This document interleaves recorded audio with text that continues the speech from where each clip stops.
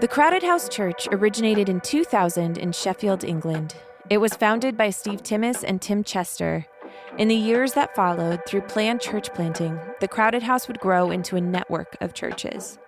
While the churches were said to be led by a group of elders, it was clear that Steve was in charge. Sometime in 2012 or 2013, the Crowded House would join Acts 29. Acts 29 is a global church planting organization that was founded in 1998 by Mark Driscoll and Dave Nicholas.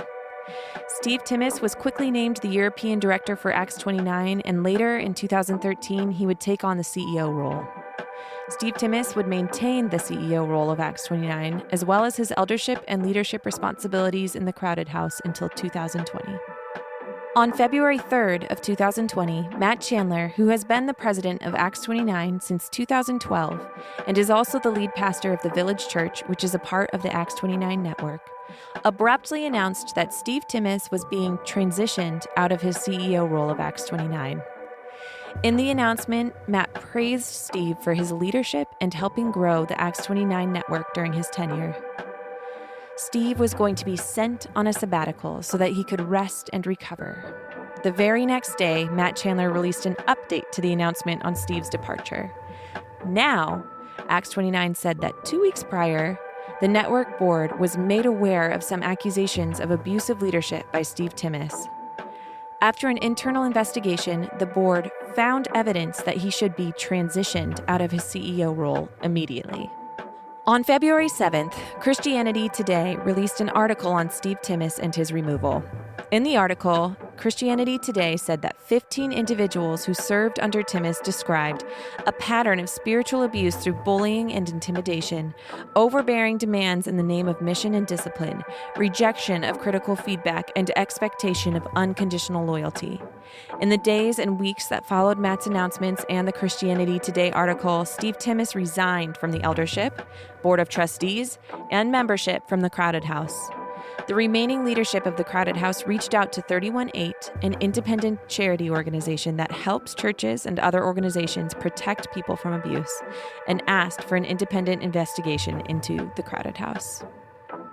318 sought feedback from current and former members, elders, trustees, employees of Acts 29, and Steve Timmis himself.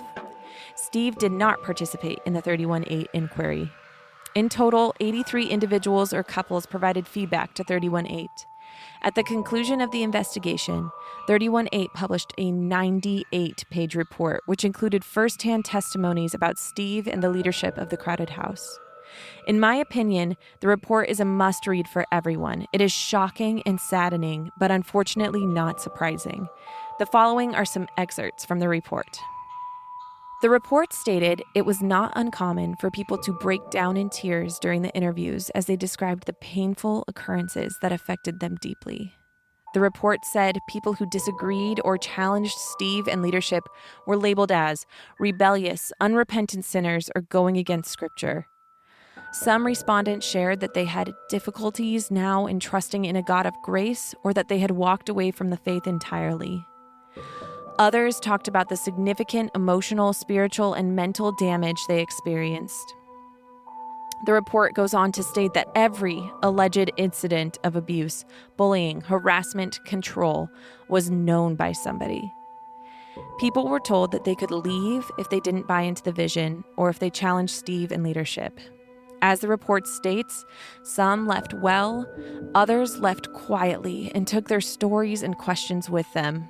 Often they were too bruised to speak out or take action.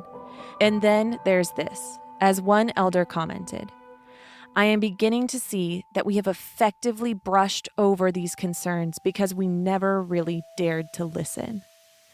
In my opinion, this is one of the most chilling statements of the entire report. People went to this church to find community, hope, joy, and love, but some had to leave quietly.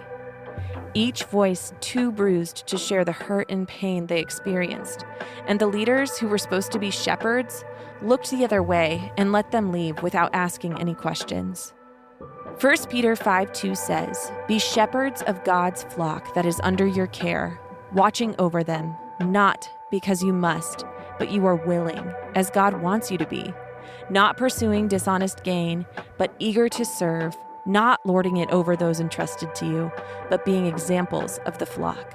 John 10:11 says, "I am the good shepherd. The good shepherd lays down his life for the sheep." The Crowded House gave an apology after the report was released. You can still find it on their website today. They are still affiliated with Acts 29. Today, Acts 29 has grown to nearly 800 churches worldwide.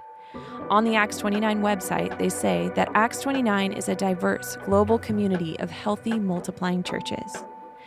I wish I could tell you stories of abuse like those from the Crowded House in Mars Hill are isolated incidents, and that voices that were too bruised to step forward and share the truth of what happened to them was uncommon.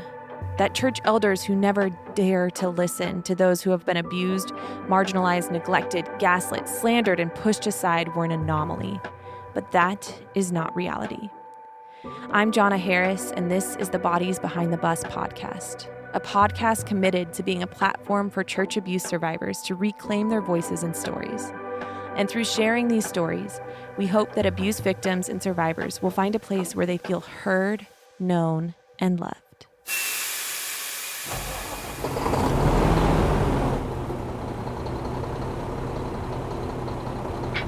I am all about blessed subtraction. There is a pile of dead bodies behind the Mars Hill bus. And by God's grace, it'll be a mountain by the time we're done. You either get on the bus or you get run over by the bus. Those are the options. But the bus ain't gonna stop. Hello, I'm Johnna Harris, and with me is my amazingly talented research extraordinaire, very humble, wise friend, Jake Hoyle. None of that is correct. That is not true. He is all of those things, and we are the Bodies Behind the Bus podcast. And I feel like we should probably start off with why we wanted to do this podcast. Why are you here listening to this? What are we doing? Do you want to kind of enlighten them, Jay? I guess I can try. So I think for us, right, Johnna, that this really all started with our church here in California, where we had some allegations of abuse that Johnna was the catalyst for that against our lead pastor. Of course, we don't go to that church anymore. And through that entire process of going through the abuse allegations, trying to follow the correct biblical way of addressing this, we were presented with a lot of different roadblocks and hurdles to share the truth. And as that happened, we were all shocked, not only Johnna, but most of the church, like, why is this so difficult? Like, this is just so obvious what's going on. And we just want justice, and we just want what's right for these abuse victims to be heard and be taken seriously, and we just never got it. And we engaged not only our leadership, but eventually we had engaged Acts 29, and as a result, you'll hear in Johnna's story, most of the majority of the church left. Johnna was on leadership; she was on staff. I was part of the leadership team. I was part of the MC group leadership team, and I actually was the lead guy or the lead individual on the hiring committee for our pastor, who the allegations came out eventually. And as we started to debrief and mourn and go through all of this stuff, we just really started to research, like, why did this happen? How could this happen? And as we did, we just found an avalanche of stories, these unheard voices and unheard stories of church abuse, specifically in Acts 29. And we saw very, very similar patterns. So that's why we're doing it. We want to talk about it. We want to honor these voices and give them a platform to share what they've gone through. And hopefully others will hear and find peace and find a place where they feel heard, known, and loved. And that's really why we're doing it. And it's painful. Like, we mourn it because it's not fun to share this stuff. Like, we wish we didn't have to, and we wish these voices were heard and forgiveness and reconciliation happened, but it didn't.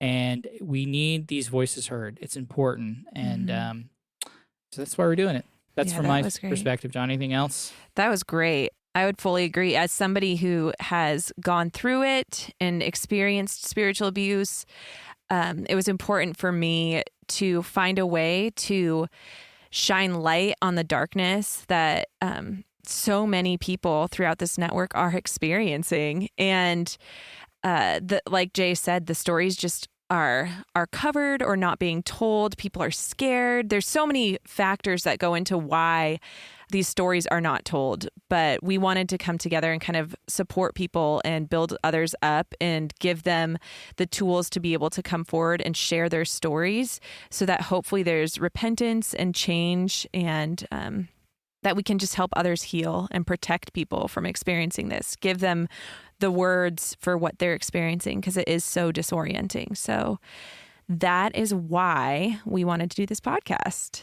Yeah, and to start there, we're going to talk about the story you heard about the Crowded House and Steve Timmis. Before we do that, and when we talk about Crowded House and Steve Timmis, we're going to look at the 31.8 report, just a small section of it. We're going to post the report to our show notes so you can see it or read it, because it's a troubling report, and I think everybody should read it. Yeah. All right, so let's talk about Acts 29. Let's start with the name. What is Acts 29? So Acts 29 is a church planting organization. Their name, there's no 29th book of Acts.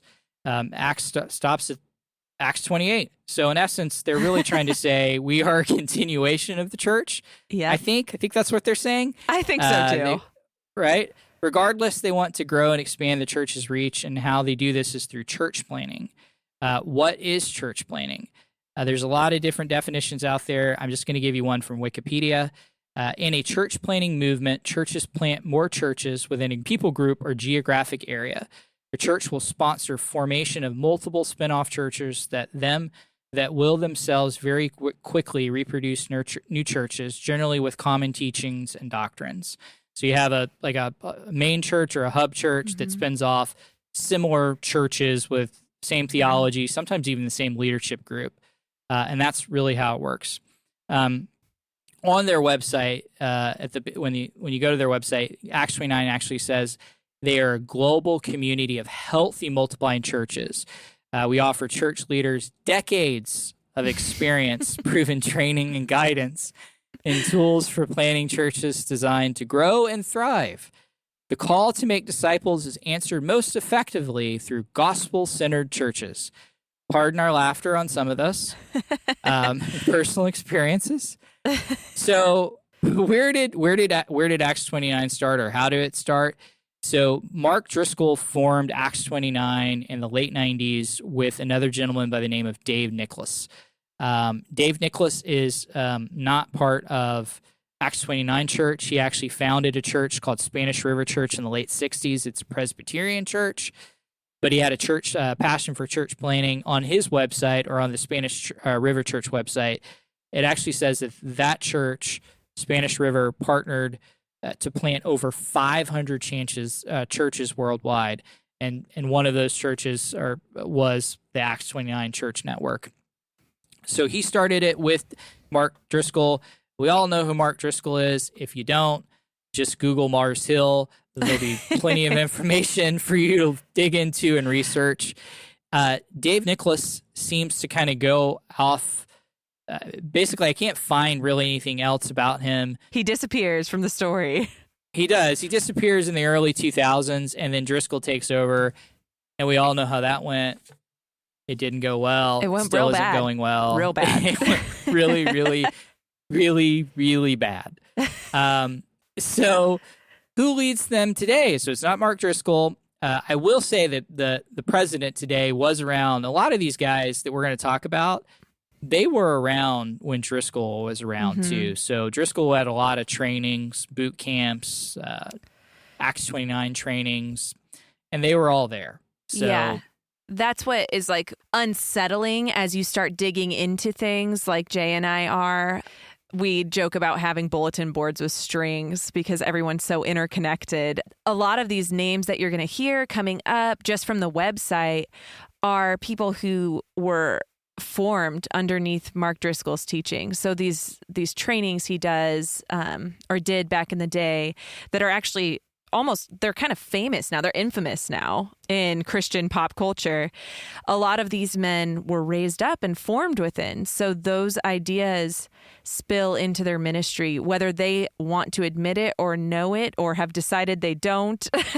Publicly, they do, because it's how they were little babies and they grew up with this as their daddy. So yeah.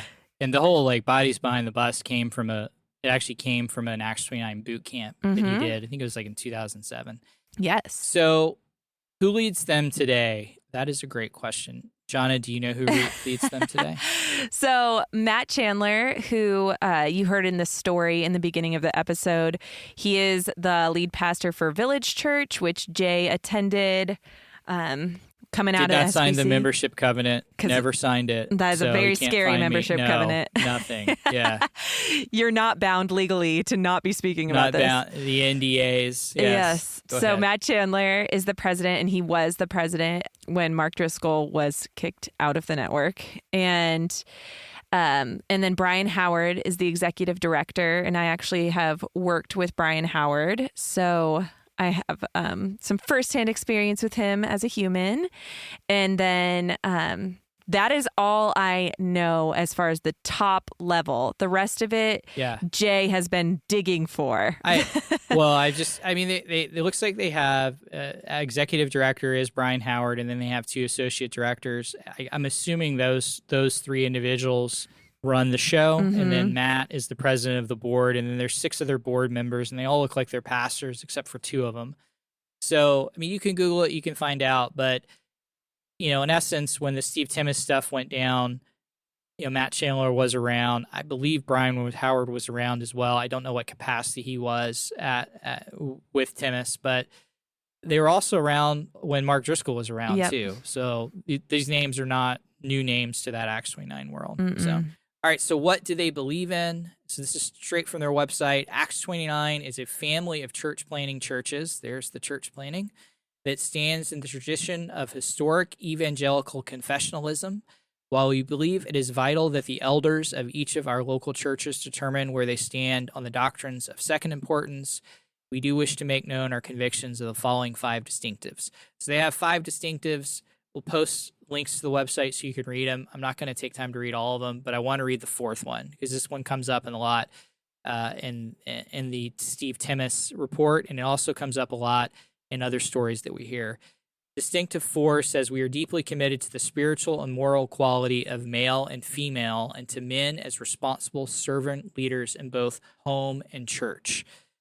This is, in essence, it's called complementarianism. If you read the whole distinctive, it's pretty long, but the very end of it, it goes through like what it basically says. This is what we think men and women can do. And then at the very end, it says the elders/pastors of each local church have been granted authority under the headship of Jesus Christ to provide oversight and to teach and preach the word of God in corporate assembly for the building up of the body. The office of elder pastor is restricted to men. Yep. So high level, what is complementarianism? So there's a couple different views on women and men and their roles, gender roles in church and home. We're not going to get into all of them, but for Acts 29, for Crowded House, for other churches we're going to talk about. Reformed. Acts 29 if you hear about Reformed churches. Yeah. I guess that's a great way of looking at it, Reform. They're complementarianism. They're complementarian. Mm-hmm. Yeah. Is that right? Yep. Yeah. They believe that while men and women are created equally in God, they have different roles. Women can't preach and they can't be elders. Mm-hmm. And that's pretty much, that sums it up. What are they supposed to be doing, Johnna, then? They're supposed to be cooking and cleaning, giving back rubs to their husbands, pushing out a lot of babies. Don't say that. That's not good. Yeah, I mean, I think like the gracious way to say it would be that there's roles and they complement each other. So women are equally important in the church and they can be very useful within ministry. It's just the office of pastor elder is restricted from women. That's the belief biblically. In a soft complementarian church, which I would say it was our church when I was hired was soft complementarian. I was allowed to be the worship leader. I was allowed to speak from stage. I was even allowed to teach. I just was not allowed, I was not given an elder role. So I wasn't making any of the big decisions. My voice was not allowed there, which at the time I did not mind. But yeah. Yeah. So that would be the difference is another church that's not complementarian, you would have male and female voices kind of at the helm of that ship. Yeah. And we'll go into that a little bit more detail later, but we wanted to give that overview. So last 2 points, what does Acts 29, what do they want to be known for? So what does an Acts 29 church want to be known for? Or what does Acts 29, the network, want to be known for? Planting healthy, multiplying churches. There's that multiplying again. Mm-hmm. Pursuing holiness and humility. Being a radically diverse and global community. Mm-hmm. Praying for conversions through evangelicalism. Mm-hmm. So, interesting. Lots to talk about there as far as the radically diverse. We will save that for later. Okay. So what does success look like for an Acts 29 church? So 3 things for a successful Acts 29 church to look like. It's recruit church planners dedicated to leading healthy and multiplying churches. Assess men on core competencies to lead healthy and multiplying churches. Uh-huh. Sorry. Develop men who are planning or leading healthy, multiplying churches through coaching, training, and support. A lot of dudes in that. Yeah, a lot of men. There. It's very men-centric. Men. When you looked at the website, did it actually say what success looks like? Yeah, it says that. Like on their website, it says, what success looks like. Yeah. It might, It's so interesting to me because as I've heard people's stories and kind of like gathered more of a full picture view of what Acts 29 is, it is so like that verbiage even alone is so damaging. This idea of success. Yeah, like what is success in a church? Like what are you measuring? Yeah, it's very bizarre. And you'll see over the next chunk of time that we're exploring Acts 29, you'll see how this view of success has actually been so detrimental to humans and to souls and to churches. But yeah, I just found that I feel like that's something we should really think about, that they would even make it a point to say, what does success look like for us? And then, of course, all the success is all just related to growing and building up men. Men growing. Well, it'd be weird. It'd be great if you just had, what do we want to be known for? Like, that's it. Yeah. Like, you just want to be known for that. But then they add that's a good point. Like, then you add the success thing. Yep. And we want to be known for this, but please also look at how successful we are. We do this thing. Yeah. Okay, so let's talk about, so Johnna, earlier you heard Johnna share the story about Steve Timmis and the crowded house and the 31:8 report. It's a 98-page report. I believe everybody should review it. If you have time, you should really read it. It's a very troubling report. Yeah. There's a lot of interesting things in that report. And the reason why I wanted to talk about it today is because there's a lot of similarities in that report and other stories that we're going to hear. Yes. So the bulk of the report is based on 10 sections. And each section, there's more of like a statement or a question that's asked. And then the 31:8 team went and asked the same 10 questions or statements to all the participants. I think there was like 83 total participants, couples or individuals, who responded back to this report or this inquiry. Now, think about it. That's kind of shocking, too. I mean, there's only 83 out of like how many? Probably hundreds, maybe even thousands of people went to that church. And it probably wasn't thousands, but let's say, several hundred. And you only got 83. So there's a lot of stories that were omitted, but even the ones that did respond, it was pretty shocking. Yeah. So we're going to read 5 of the sections today. Not like the whole thing, because that would be super boring. We're just going to read excerpts because each section it's an anonymous quote. So they'll have like an anonymous quote and then they talk about their findings. So we're going to read that and then talk about it. And while we're doing that, we're going to try to go back to that, what does success look like, and try to see if there's any similarities between the two. Yes. So. All right, so let's start with statement 1 or question 1. As far as is possible, a comprehensive picture of Steve Timmis's activities in relation to the alleged harm caused to individuals whilst serving as an elder at the Crowded House. First, I wish I was British because their use of the English language is far superior to ours. So when I read this, I'm like, this is amazing. Why can't I be British? So not amazing in content, amazing in the verbiage and how they structure their It's sentences. more beautiful for sure. The content is atrocious, horrible. Yes. So, all right, so they have a section in there called the inner circle and the outer circle, Johnna. Yep, I have got that pulled up right here. All right, so the gist of it is, it sounds like there was cliques at the Crowded House, and the inner clique was Steve Timmis and his family. Yes. That's what it seems like to me, and probably like the elders too, right? So they used to, I guess, the inner clique used to talk about... I'm sorry, this is horrible. Yeah. Used to talk about everybody else. Yeah. And they did it in a way where they would do it at their house, like at family gatherings, which is just like crazy. At the birthday table, it says. A birthday. So that was a name, right? And like, he's the pastor, like he's the leader, right? Yeah. So there's this one quote, or it's an excerpt. It starts with, as a result, not everyone reported feeling comfortable with being part of the inner circle. Well, no duh. I mean, please. Yes. So this is the quote. It says, I became increasingly uncomfortable when the conversations that were occur in the kitchen, for example, stories of other people's struggles, faults, or mistakes, was kind of pastime as their children would enter in the space and bring up the latest piece of information gleaned from the community, whether good or bad. I mean, come on. Yeah. So they're just gossiping about other people's problems, right? I mean, that's how I read it. Which, I mean, a pastor, you're privy, I mean, any staff, leadership, church position, you're usually privy to very personal things going on in people's lives. So the stuff that was being talked about is personal, private things, it sounds like. And it says, because I was in the inn, or because I was on the inn, so the inner circle, I was privy to these conversations, but in time realized that my own experience were entertainment too, as details were swapped, repeated, and added to as new details were found. At first, I felt there was no harm meant, joined in, enjoying the inclusion. Later, I just chose to be silent. Increasingly, I wanted to remove myself as I felt compromised to be hearing personal information and stories. Yeah. Oh my gosh. And this person says, questioning if they were gossiping.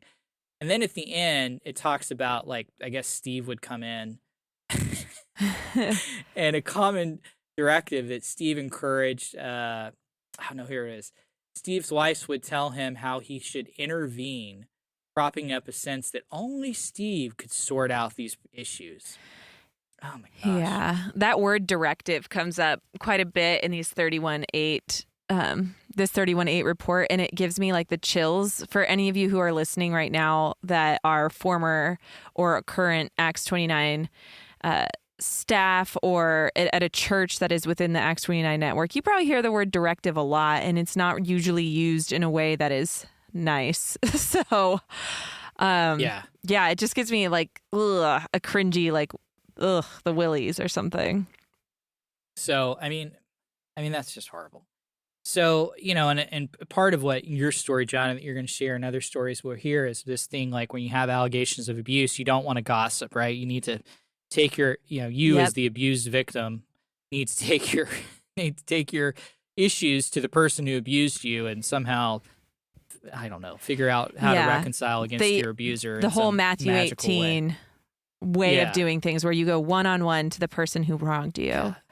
Yeah. But in that example, like I read that, I'm like, that's horrible. I mean, they're all gossiping about people in the church, and it's almost like this arrogance that only we can solve all of these problems, which is just that form of gossip is allowed and acceptable. Yeah. But gossip in regards to someone coming forward with abuse allegations is sin. So I'm going to talk a little bit more. We're still under the same section again. So we're looking at, as far as is possible, a comprehensive picture of Steve Timmis' activities in relation to the alleged harm caused to individuals whilst serving as an elder at the Crowded House. So he's an elder. He's in the in crowd and he's gossiping about people. Yep. Now we go to, they have a section called Divided Loyalties, and this is when he started on Acts 29.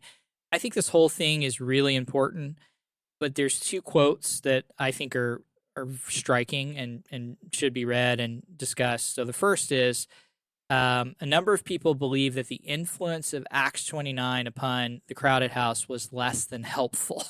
Yep. Yeah, that's like a British way of saying was bad. Yeah. Right? That's the way I look at it. It was a bad influence. Right?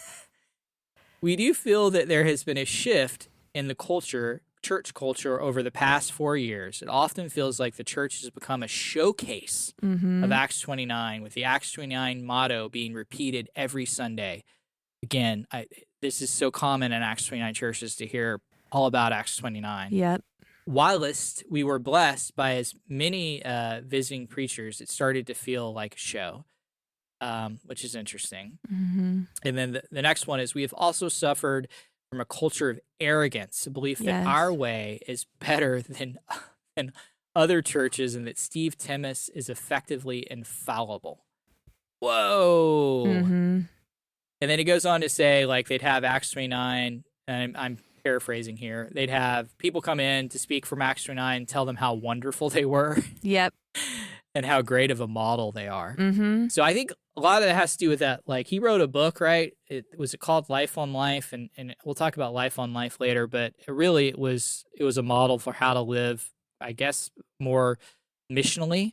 And you read in this report, it really was not healthy at all.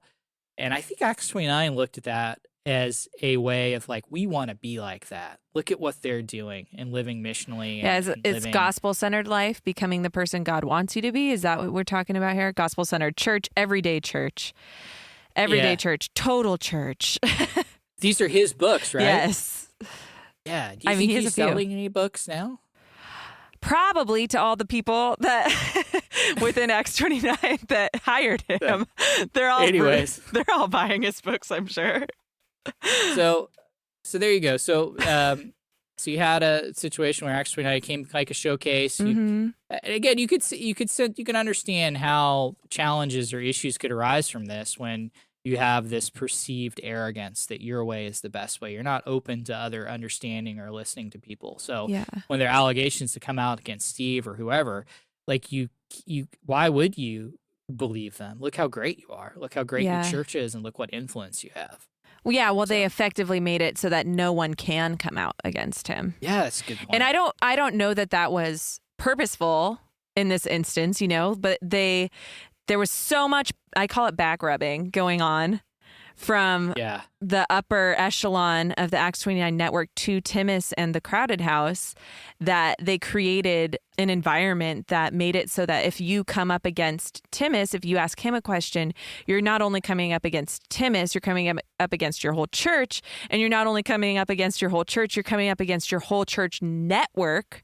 That's international network of Acts 29. So if Acts 29 has defined it as a good thing, and from being on the inside that it's damaging and abusive, you have all the odds stacked against you if you want to come out and say something. Imagine the shame you feel. Yeah. Because you're probably going crazy. You're like, something's going on here. I don't feel right. But everybody else tells me how great Steve is and how great this church is. And now, like, what am I supposed to do? I don't know what to do. Not only that, but Steve, he was in charge of overseeing how churches set up their basically hierarchy, right? Like, that's a good, I guess. He was the CEO, so he had a lot to do with the vision. His idea of culture, and vision, all of that gets infused into the whole network, all of these individual churches. So when you start questioning, well, when Steve is doing this at Crowded House, it's like, these are the effects. This is what the outcome of Steve's leadership is. You start questioning that. You're actually questioning the leadership of every church in the network because he is the one that's teaching those. So it's really, you're coming up against so much. And this poor congregation was dealing with that. And they shouldn't have been. Sad. Honestly, the network should have been, but we'll get into that more, I'm sure, as we go. Yeah. They should have been the ones questioning Steve. So let's talk about the elders. So section 2 or point 2 is to gain as far as possible a comprehensive picture of any other crowded house leaders' activities in relation to any harm they are alleged to have caused individuals whilst serving as an elder at the crowded house. And I'm influencing some words here because I want to be British, so and I'm not British at all. So this really section is broken down and it talks through the elders and their view, and it has some pretty insane quotes from the elders, and we're going to get to a couple of them. And then it also talks about trustees and their accountability. I actually feel like this is a really, like, if you're going to read any section in this report, this is one that I think you should read, just because it really speaks to the culture that the church had and helps you understand what Johnna just talked about, what people were up against and what they were facing. And that's section 2, right? Yes, this is section 2, yeah. So question 2, section 2. So the quote I have is the accounts of members, employees, volunteers, past and present, elders, and trustees all indicate a widespread belief that in the 21 history of the Crowded House, there has been no one who has been able to challenge the views of Steve Timmis. Well, that's just great, right? It sounds radically diverse. It's radically diverse. And they're, that's a good one. Yeah. And it talks about training. Well, this is the training part. Remember, we're really good at training. They want to train people. What was the one? Assesses men based on the core competencies to lead healthy, multiplying churches, but you can't challenge him. And this was a view of health that was championed within the network. Is this man who, for over 21 years of ministry, he was the CEO of Acts 29. No one could challenge him. No one. Well, it also says below that, it says this has been linked into what has now been perceived as Steve Timmis's need and requirement for unconditional loyalty. Yep. Which I wonder why he would fit in so well within this network when the person who started it was excited to have bodies behind the bus if they weren't on his bus. They were getting run over by his bus. So this is a quote. Again, this is the elder section, so I'm assuming this is an elder, pastor present. It says, Steve Timmis was impossible to challenge. Anyone who attempted to challenge him was liable to end up apologizing to him. A challenge was seen as a personal attack, disloyalty, disobedience. There was only one way to leave well, with the blessing of the elders to a church plant or an approved group. Mm-hmm. You can't challenge the guy. He needs your loyalty, and then if you do challenge him, you're wrong. Yep. And you're wronging him. Challenging him was sinning against him in his eyes.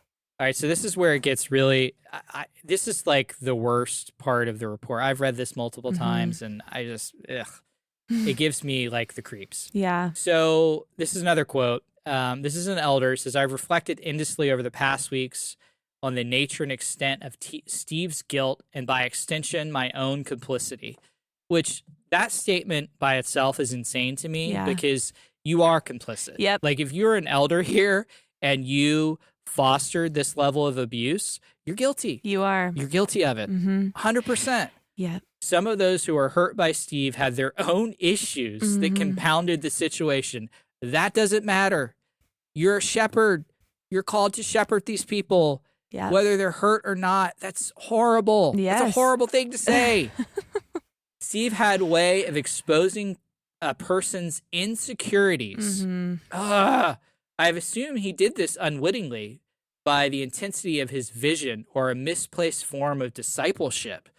But I also wonder if perhaps it might have sometimes been intentional means of control. Yeah, so what's going on there, Jay? I mean, like, I'm sorry. Like, this is me speaking. So, but that's like sickening. It is. Of course he used it in my opinion, I read this whole report. He, of course, used it for control. And these people felt horrible. Yeah. Like, they felt horrible. And they felt like they were failing. Yep. Like, they were failing sinful people. And for an elder to say, basically, I can't see it. Yeah. Maybe I'm complicit here. Maybe I'm not. Maybe he didn't do this unintentionally. I don't really know. Yeah. Like, that's crazy. Well, what he tried to do was, one, distance himself, and then two, he left it open-ended that he didn't say anything wrong about Timmis. So, yeah. I mean, honestly, it was just protect. Yeah. Now, he did go over later at the end of this and said, but instead of being protected by us, they were broken by the experience of the crowded house. So I don't agree with 90% of what was in this quote at the end. I think he's valid to point out. Of course, they were hurt. Yeah. They're totally hurt. Ugh. So sad. All right. So then the last one here, it's evident that stories shared from interviews that many people have been deeply wounded. This is not just by Steve Timmis, but because they feel others in leadership have at best failed to listen to their concern and question, and at worst, actively perpetrated the culture that has equated honest questioning with a failure to submit to the authority of elders, to rebellion and sin. Ugh.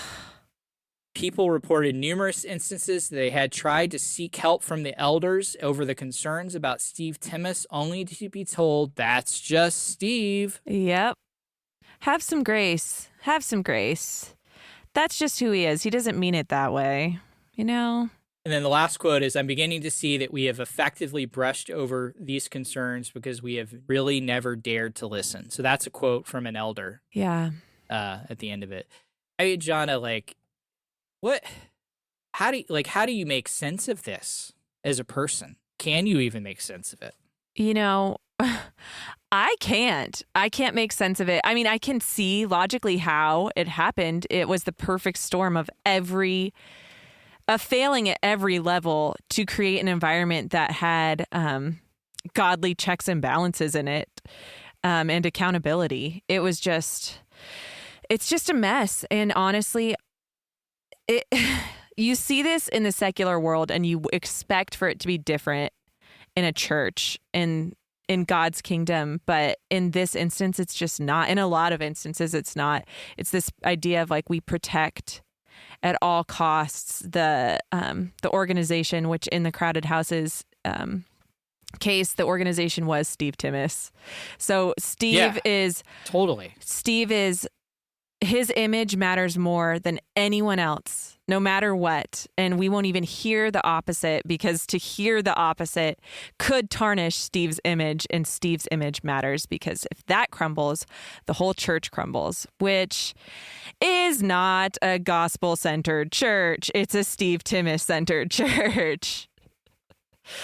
That goes back to what we are known for. Yeah, it's horrific. Never really dared to listen was like just an insane quote. Like it's a daring feat to listen, just to listen to something that was hard.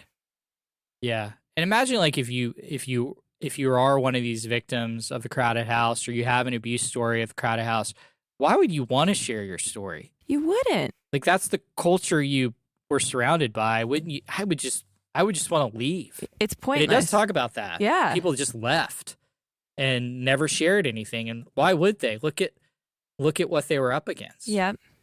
All right. So I'm going to talk about Section 3. Section 3 is, were any of the alleged abuse incidences known to anyone at the crowded house prior to the media publication? That's the Christianity Today article. Yep. And lo and behold, they were. What has become clear as people have given their accounts is that apparently every alleged incident of abuse, bullying, harassment, control was known by somebody, but nobody was aware of all of them. I mean, that's a great, again, me putting on my British lens, that's a great way of saying they all knew about him. Yeah. They were there. Yep. Which is just so sad. Mm-hmm. The reports of the participants indicate that many people left quietly and took the stories and questions with them. Often they were too bruised to speak out or take action until months or years later. Yeah. I mean, that's insane. I mean, it damages spiritual abuse is so damaging. It's so insidious because it seeps into all of your being. So these people are having to heal aside from the community and family that they had built at the Crowded House alone on an island before they're even able to like pull their head out of water to understand what they even went through. And that's all right. So that's I can't believe you just said that. It's like you read the whole report.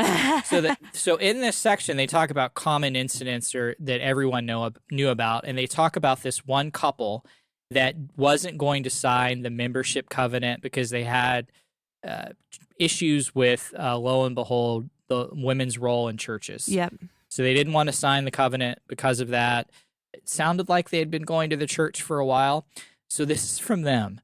It says that after they said they weren't going to sign it, they were banned from going to Bible studies and other church events apart from the Sunday gathering, further making us feel worse than unbelievers and pushing us further out of the church family at a time when we were engaged, planning our wedding, and prepared for married life. We would have liked the support rather than pressure. Yeah. The church was my family, and we really wanted to make our spiritual home together. It became, for me at least, another family that just didn't want me. Ugh. This is so heartbreaking. And I guess for the other individual, she left with a deep feeling that she was not good enough, which is just completely insane that you leave a church and you feel like I'm not good enough. They met with the elders shortly after their wedding to discuss how to go forward. After some conversation, there was no attempt at reconciliation. Well, why would you reconcile? Yeah. And we were met with the phrase, so have you started looking for other churches yet? Oh, gosh. When you hear us laugh at this stuff, it's not because we actually think it's funny. It's because we've heard so many. Sad. It's so sad. And honestly, like through researching and gathering stories for this podcast, I've heard the exact stories from other people. They've experienced these in their own churches. Like we've talked about, Timmis was the CEO of Acts 29 after Mark Driscoll was the leader of Acts 29, which, again, go Google him if you need to know what he thinks about this stuff. And it just trickles down, and it is so gross, and like it's like a poison that just infected everywhere. And so it's almost like you either have to cry or laugh because it's like they all read out of the same playbook. Yeah. Which and they probably the did. crazy thing is these people, literally all it basically said was that they didn't want to sign the membership covenant, and the church basically said, all right, see you later, excluding them for things that, like, if I just walked off the street to go to a Bible study and I wasn't a Christian or I didn't believe anything, they would have welcomed me. But because they had a complaint or an issue or a challenge about women and how women were viewed in the membership covenant, they were completely exiled and cut off. That is crazy. That is crazy. It's horrifying. And that goes back to a little bit as we talk about complementarianism. I mean, there's a lot of views about complementarianism, and I know a lot of people who believe in that, and they have a view of it where like something like this would never happen. If you challenge their view on it, they still love you. This is a way to use that belief to intimidate and bully people, and to get people in line to believe the way you want them to believe. And if they don't, you're out of the group. You're no longer at the birthday table. So it's abusive. This whole story is abuse. It's taking someone who walked off the street that they have no influence over, could be a part of this, but they're taking the things that they have influence over, that God has entrusted them with, and using that to hold them to their standards. Not necessarily biblical. It's a secondary issue. That's what the Acts 29 website says, a secondary issue. That's a good point. It's definitely not the gospel. All right. So we're going to move on. So we'll talk about the next section really highlights why did it take so long for the abuse allegations to come to light. The abuse allegations for Steve Timmis actually came to light 5 years before this. When the entire, essentially in 2015, Acts 29 staff was located in Dallas. Steve Timmis was the CEO. That entire staff wrote a letter to Matt Chandler and Acts 29 with similar allegations that you read in this 31-8 report. That staff was cut out, axed, fired, whatever you want to say. Mm-hmm. I've heard terminology. The board fired them. I heard terminology say this because they were moving the offices to England or to be closer to Steve, but whatever. They brought those allegations. They were not heard. Those people were fired. So, yep. I mean, in our opinion here, these allegations have been there for a while. This is just trying to say, within the context of the crowded house, why did it take so long? So here I'm looking at, so it talks a little bit about that, and then I want to talk specifically or look at specifically when those that leave, though you try to leave the crowded house, what that was like. Mm-hmm. Participants have repeatedly commented that those who asked difficult questions were told they were free to leave. Yep. This happened in Johnna, our church, when we started questioning our pastor reviews. Yes. Different groups of people were told to leave. And in our church setting, the groups that were told to leave were those that didn't have a lot of money or influence for the most part. Yep. That's where it looked like. Which is almost everyone because we live in Los Angeles. So again, just another, we're laughing at it because we've heard it before multiple times. Yeah. Like we said, you laugh or you cry. Yeah.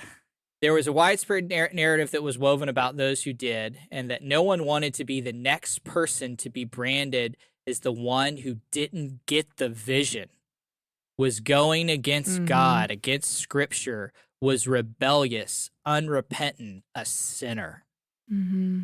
It's everywhere. Like this belief, you're going to hear it in almost every story that comes up. This idea that you just aren't on the same. Literally, in our situation, a bus was used as an example to one person, which is crazy because that's what Mark Driscoll said that you hear in the beginning of this podcast. This idea that if you have questions or if you are a problem person, then you are going against the vision, the God-given vision. So you're going against God himself because God's vision that this man, Steve Timmis, was having is like the most important thing. And you're not a part of it anymore because you're a problem person now. Again, which is insane because the most important person in the Christian faith is Jesus. That's really the only person that matters. Yeah. And we're going to these sermon-centric Sundays to listen to a guy preach. I mean, it's just crazy to me that not only that this would be allowed, but that, as you can tell in this report, that it's encouraged, this godlike, and I think that's an appropriate term to say here, godlikeness of Steve or the leadership team, that they're inspired to lead you in a way that if you go against them, that you're considered to be a sinner, rebellious, going against God. I mean, just imagine being told that you're going against God. Imagine that you've just joined the church and you've been a Christian for 2 years. Something comes up, you don't understand it. The pastor explains it. You say, I don't believe in that, or I still don't understand it. I think you may be looking at it wrong. And you're told you're going against God. Do you want to be a Christian anymore?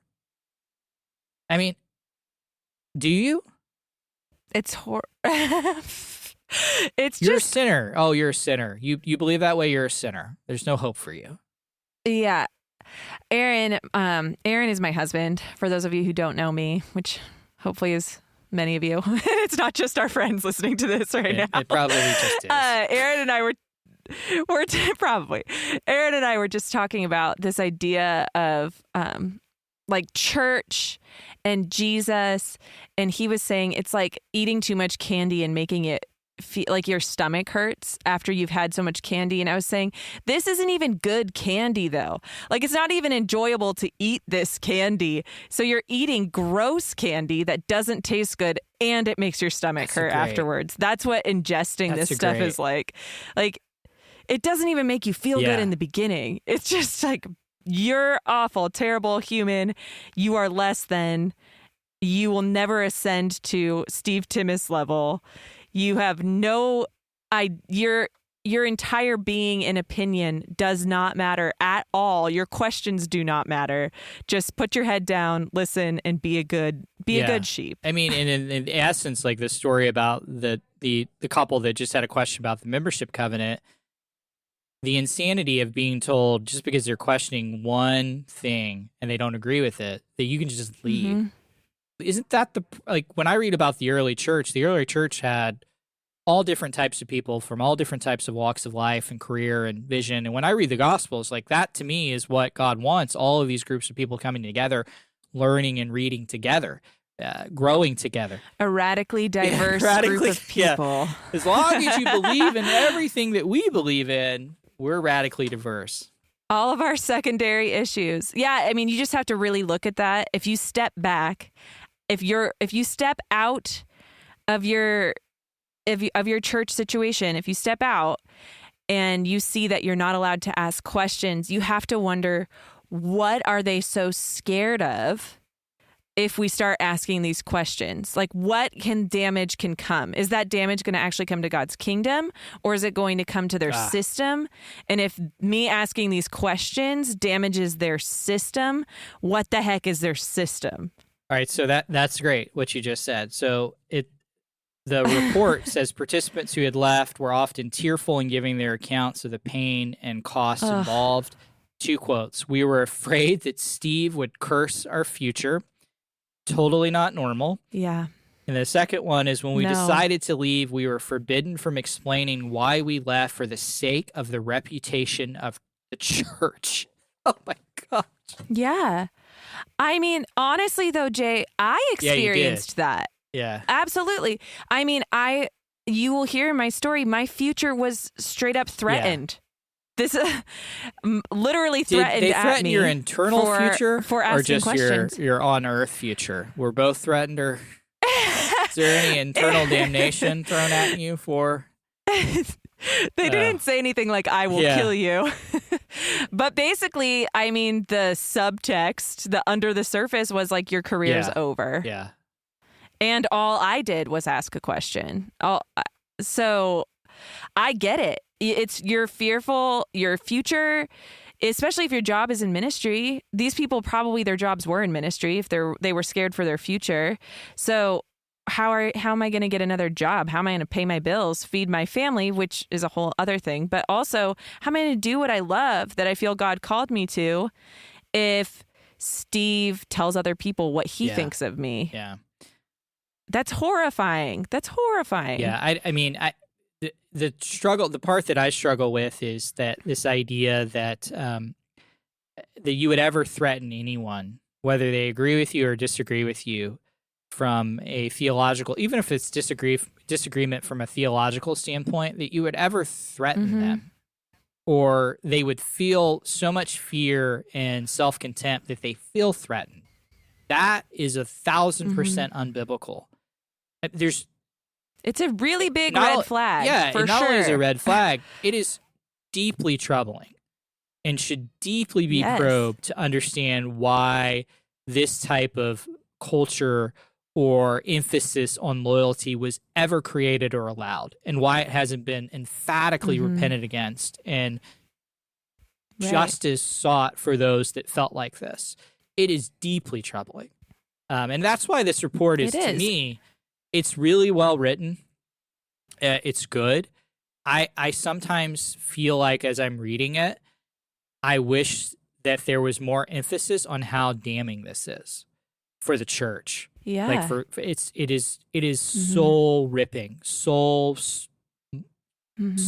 stabbing or scarring, whatever you want to say, type of language that these people are going through in events and experiences. So super sad. It is. All right, so let's talk about Section 5 now. Section 5 is centered on the culture or the environment at the Crowded House that contributed to the alleged abuse allegations. And in Section 5, there is a subsection on pastoral care. All right, here we go. Buckle up.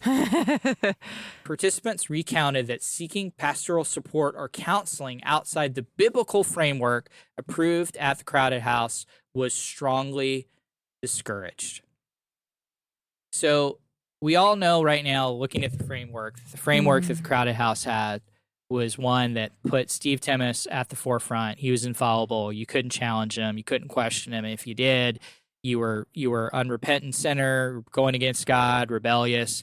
So now imagine trusting them with your emotional health, and they're in charge and approve what type of counseling that you get. It's just, I think you said it was soul crushing, some of this stuff. It's such a head trip too. It's just the ultimate level of controlling, abusive, gaslighting behavior. Yeah. You can't ask questions here. If you ask a question, we'll kick you out. But you're also not allowed to go ask other people questions. So you basically just can't have questions. You can't have questions. And if you do ask questions, we're going to tell you the right type of way to ask them and where you can go to get them, who you can ask them to. Yep. So, all right. So there are individuals who spoke about needing counseling after leaving the crowded house. Well, of course they did.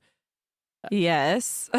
Thank God they went to counseling. Being told repeatedly that they were problems and believing this to be true. Some reported that the culture by Steve Timmis, but also by others in leadership, led to significant emotional and spiritual and mental damage. You go to a church, you go to find Jesus in community, you leave broken and in pieces, needing to be put back together by therapists and those that help. If you read this sentence and it doesn't chill you, if you're a follower of Jesus, you need to rethink your theology, because that right there is so unchristian. Like, there's nothing Christ glorifying by that statement, and that we should look on and go, oh, that's okay. That's just some people. They've got, they had issues prior to this. It's sickening, right? But like Johnna, in your story, I mean, you sought counseling as well, and it's not like the church wrapped their arms around you to help you understand what was going on. It was pretty much like kick you out the door and see you later. Yeah, nobody could talk to me about what was going on, or they would be gossiping. I couldn't talk to anybody about what was going on, or I would be gossiping. So you're alone. You're completely alone. And thank God I was at an amazing therapist who was able to name the things that I was experiencing. And she would say, there's narcissistic tendencies here. You're experiencing something that sounds very similar to narcissistic abuse. And me being able to have those tools was literally just a God thing, that I had that framework going into conversations that I unfortunately had to go into. So this is interesting. At the end of this, it says people reported that in some instances, groups were told not to pursue people who had left. And at other times, they said it was more of an unspoken sense that they should not do so. As a result, the personal stories of those who had left were not heard by other members of the crowded house. So whether it be through the culture, you just felt it, or you were told, don't go talk to so-and-so. They're going against the vision. Yep. Or even that unspoken, it's just been spun up to that. They don't even have to say that at that point, probably. For the most part, that just is known. And unfortunately, for listeners out there, that really goes back to why we wanted to do this podcast, because that wasn't just a crowded house thing. That is across the board. These stories of abuse that are coming out of these churches from within the Acts 29 network, people leave and their stories are not heard. And if they are heard, they're not heard from their voice. They're heard from the abuser's voice. Yeah, there's only one view. It's from... or one narrative that's from those that were the abuser. And the crazy part is when other organizations come in to investigate, at least for 318, like they actually went out and got some participants to reply, and you can read the report and be like, wow, this is insane. But for other churches, they don't go talk to the participants or those that have the allegations. They go talk to the leadership of the church. Hey, there's an allegation against you. That is what happened at our church. Exactly. Yeah. Our church, they brought in another group of people to investigate our situation, and that group of people was highly influenced by Acts 29 and never even gave the time of day to the people who were alleging abuse. We all got like 15 minutes. But that to me is also like you look at it, and on the surface, you would say, well, they brought someone in. But when you dig down into it, you realize, well, they don't really care. They're just bringing people in to check the box and move on. To protect the image. At least we have this 318 report. Yes. So the last section we're going to just talk about real quickly. It's still under pastoral care. It talks about complementarian theology. We're going to talk about complementarian theology probably at a later episode, dive into it more. There's a lot of good experts out there about explaining complementarian theology, where it came from, where it is today. There's also some good books to read, but I think it's important to at least establish how complementarian theology goes wrong at the Crowded House, and also how this theme comes up again in other stories that you're going to hear. So the Crowded House is at the Reformed end of the theological spectrum and holds a complementarian view of women. So then it talks a little bit about women's view on this report and what they thought about this. It says those women and men who did raise this issue, so had an issue about complementarianism, had an issue affirmed that they were themselves complementarian by persuasion, but were concerned about the interpretation. So there was issues that came out. People said, we believe in it, but we're concerned on how it's being interpreted, or enforced would be another way to look at that. One female participant reported concern that women's voices were not heard. Others reported that a number of professional women had left the church as a result. One young woman who came as an intern reported that she was dismayed to discover that there was no opportunity for her to do any Bible teaching or receive feedback. She reported that the culture was very male-dominated and that women were not encouraged to study the Bible together. That, in fact, there were few spaces where women could teach. The same woman reported concern that men should not have personal responsibility for young women, reporting conversations she felt were inappropriate, personal, and probing. However, the most telling was an ex-elder who reported feeling that the complementarian discourse had shifted in recent years and was applied the way that was detrimental to both men and women. And then he goes on and talks about gender stereotypes, misrepresentations of gender stereotypes. And then there's a quote at the end that said it gave wrong expectations of and to young men, warps godly character and humility, sets up an idea of godly male that some men don't need to hear. I need to be nurtured as the man that I am. It's unnecessarily hard for women to be outspoken if women are happy in the background and no trouble. This is confused with godliness. What? Yep. Outspoken women with rightly held opinions are in for a bumpy ride. So let me read that again. If women are happy in the background and no trouble, this is confused with godliness. Outspoken women with rightly held opinions are in for a bumpy ride. Yep. There are stories currently going on within churches in the Acts 29 network where these things are being said directly to women still. Like, my wife knows not to have opinions. Stuff like that. It's a very widely held belief, this weird, abusive, it's not weird, this abusive, commonly held theology that's been warped and twisted into a way to control women. And unfortunately, like the elder said, it's also really, really bad for men and young men because it's false. Yeah, it's wrong. I mean, there's a lot that you could probably talk about there with how that's applied, and that section is really short. It's actually a pretty short section of the overall report. So there's probably a lot more you could dive into, but I think the importance is just understanding that there is a view that the Reformed theology has about women's roles at the church and at home, and you can look at it from a biblical standpoint. And I don't believe this, but you can look at it from a biblical standpoint and say, okay, I can see where the Bible has these different roles for women and men, and I believe in it. But how they're using it is abusive because they're not using it in any type of biblical form. They are silencing the women. Women don't, when a woman doesn't feel safe or she feels like conversations are inappropriate or probing, or there's no space for her to share her opinions or thoughts, even if you're a complementarian, that's not right. Like that's not a right view of how we should treat women as a church or as a denomination or whatever your belief system may be. It's wrong. Mm-hmm. And I think, in my opinion, a lot of churches, yeah, in your opinion, it's just wrong. We can say that one's just wrong. But a lot of churches, and again, we're specifically talking about within the Acts 29 network or Reformed in general, I would say that they would agree with that statement on surface, but in practice, they're doing nothing to create an environment where a woman would feel safe or has any authority to speak up if she feels unsafe.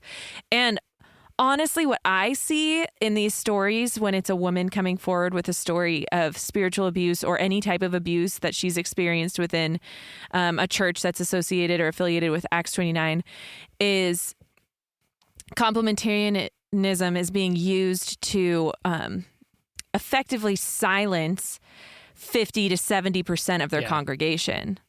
They have no authority. They are dramatic. They are equal, but really the lesser. So to come forward and say, hey, the way that you're teaching this is wrong or makes me feel uncomfortable. Can I ask you questions about this? What did you mean when you said that in your sermon? You've taken away 50 to 70% of the people that can ask those questions because they don't have a voice. Now you only have, I guess, 30 to 50% of people that might ask a question. And then all you got to do with the rest of that percentage is just make sure that they're terrified. So you silence all women. Any gifting that they have is basically useless unless it's cooking or taking care of the kids. And the men are terrified or not man enough if they do ask questions. Does that speak into their radical diversity? Seriously, it's radically diverse thinking. It's mind-blowing. And I really don't believe that a lot of these churches, I don't even think Crowded House really sat down and thought, this is what we're doing when we make these decisions. When we set up this system, this is actually the ramifications of that. But what is happening is now they've propped themselves up so much that they can't question their own system. So when they're provided with the results and the effects of the policies that they've put in place or the beliefs that they've put in place, they don't even themselves have room to change the way that they do things because they've preached it as gospel. Yeah, they've married it to the gospel. That's a really good point because now if they start pulling in those threads of the theology that they've set up, right, it's not a biblical theology in the sense of how they treated people, right? They start pulling at those threads. Now they have to start questioning everything and their faith starts to crumble. But in essence, that's really what needs to happen. We need to start pulling on these threads that aren't biblical and start challenging ourselves to really question, why do we believe this way? And how is it impacting other people around us? It's really disturbing. What I would say is like, that's all of the section of Crowded House. I don't know anybody who went to the Crowded House. We haven't talked to anybody who went to the Crowded House, but I would say that I'm just really, really sorry. I read this report and it just breaks my heart that anyone had to experience this. And if you're still going through, I'm sure you are, but if there's people that are still struggling with this type of, just to make sense of the abuse and what they went through, just, you are not alone. You are not the problem. You are not a rebellious, unrepentant sinner. You are loved. You are made in the image of God. You are valued. You have worth and purpose. And what happened to you was wrong. Yes. And we're praying for you too. As we're doing these episodes, like, you're at the forefront of our mind. I know we talked about Timmis a lot and his leadership, but the reason we're digging into this is because of you. And especially the people that were willing to speak up and those 83 people that came forward. After all we've talked about, how hard that is to come forward and how scary, we just want to thank you and let you know that you're not alone, like Jay said. And I would really like to, really quick, just read a definition of the gospel because we keep talking about the gospel. I think like one of the easiest places to see just an outlined this is the gospel, is actually 1 Corinthians 15:3. It says, "For what I received, I passed on to you as of first importance, that Christ died for our sins according to the scriptures, that he was buried, that he was raised on the third day according to the scriptures." That's the gospel. Right there. All of this other garbage that has been added on, I guess not all garbage. There has been some good a lot of good that has come from our faith communities. But when we talk about the gospel being center, that's the gospel. And if you're starting to feel something else coming into the center, if you've experienced the fallout of something else coming into the center, I'm sorry. That's not what you were supposed, that's not what's meant to be. That's not what the church is supposed to be. And even Acts 29, their first thing, we want to be known for spreading the gospel. That's the gospel. Well, that's the gospel. As we finish up this episode today, I want to take a look at the Gospel of Luke. In Luke chapter 8, Jesus is greeted by an eager crowd. As Jesus makes his way through this crowd, Luke says that he was almost crushed. Somewhere in this chaotic mass of people, there was a woman who had been subject to bleeding for 12 years. Because of her ailments, we know that from a Jewish law standpoint, she would have been considered unclean, which would have made her an outcast and probably pushed her to the outskirts of this large group of people. Luke tells us that no one was able to heal her, so for this woman, meeting Jesus was probably her last hope. I've been in a crowd like this before. It was at a concert over a decade ago. The concert was in an open field at Slane Castle in Ireland. There were 80,000 people in attendance, and to get to the open field, there was only one path. It was a narrow, uphill, muddy climb through a dense wooded area that was surrounded by an 8-foot chain-link fence on either side. The journey seemed to take forever. People were pushing, singing, talking, shouting, and even cursing at each other. It was so disorienting, and for a moment I thought, am I even going to make it to the top? If I wanted to turn around, I couldn't. The massive bodies behind me were pressing on me and inching me forward. I picture the woman in a similar crowd, not by size, but intensity. She could probably see Jesus, but getting through would seem impossible. I believe the crowd around knew her, but because of her condition, they didn't give her the time of day. Luke doesn't tell us how she got through the crowd, but she did. And just as Jesus was passing, she was able to touch the edge of his cloak. As soon as she touched the cloak, her bleeding stopped. Jesus stops in the midst of this chaos and says, "Who touched me?" Peter's response is great. "Master, the people are crowding and pressing against you." It's Peter's way of saying, everyone is touching you, so let's keep moving. But Jesus didn't move. He stood there and said, "Someone touched me. I know that power has gone from me." To me, Jesus' response is a stunning acknowledgement of the woman's faith. However, the woman was probably scared out of her mind. Luke says she came forward trembling and fell at the feet of Jesus and told Jesus what she did. Right then and there, this woman was emptied for everyone to see. I think the crowd was probably shocked to see who it was. Her life was probably filled with not only physical pain, but emotional pain as well. She was exiled, ignored, covered with shame. Now she's on her knees trembling in front of the entire town, knowing that people behind her were angry and upset because she was interrupting their time with Jesus. Luke documents that Jesus spoke 9 words to this woman. 9 words. That's it. What did he say? "Daughter, your faith has healed you. Go in peace." Earlier in my life, when I read this story, my attention focused on the healing of her body, which is a miracle and something to be celebrated. But to me now, the real radical love is in Jesus' words. Jesus spoke to her identity, her worth, and his longing for her life. He not only healed her physically in this interaction, he also healed her soul. Stories like the crowded house and Steve Timmis make me question a lot of things about the church. When people are openly gossiped about, asked to leave, labeled as problems, sinners, millstones around others' necks, and leaders either choose not to listen or worse, go along with it, how do we make sense of it? In a way, I think the church has become like the long line of people I experienced at Slane Castle. We push and press forward toward the goals of church planning, growth, conversions, baptisms, small groups, and all other programs.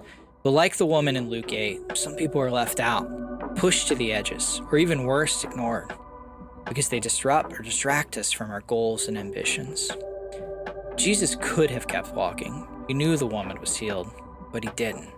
Jesus stopped. He listened to her. He acknowledged her story, and he embraced her with love. The woman in Luke 8 doesn't appear again in scriptures, but I wonder what her life was like after that brief encounter with Jesus. Was she able to find peace in her life, or a community where she felt known and loved? What about those around her? Did they seek her out and apologize if they wronged her or ignored her pain and suffering previously? Did they start to open their doors to those who had similar afflictions? What about the disciples? I'm sure they were used to crowds, but this one almost crushed them. The bedlam of that moment had to be unnerving. What did they take away from the interaction? Did they understand it? How did they carry it with them? When the concert ended at Slane, I was fearful that we would be forced back down that narrow path with a now very inebriated group of people. However, to my surprise, there was a new path. This time we were directed to an open road that led us through the city center, which was well lit and filled with pubs, restaurants, and shops. People walked leisurely while singing, laughing, and taking in the local scenery. I'm sure there was a logistical reason why this more enjoyable path was used for the exit, not the entrance. But I was surprised how the walk changed my entire reflection on my evening in Slane. What started with appreciation and second-guessing my decision to ascend ended with a sense of jubilee and wonder of what I had just witnessed. I think we as a church have two paths set before us on how we'd address church abuse. The first will be to keep doing what we're doing today and continue to focus on programs and numbers. And if we take this path, I think eventually people will stop coming to our churches and stop listening to us. The second one is more radical, and it might cost us our ambitions and goals. What if we as a church acknowledge and own the hurt we've caused and allowed? We listen and welcome the stories of abuse victims and survivors with love, and we help them find a way to be whole again. For Johnna Harris, I'm Jay Coyle, and this is the Bodies Behind the Bus podcast.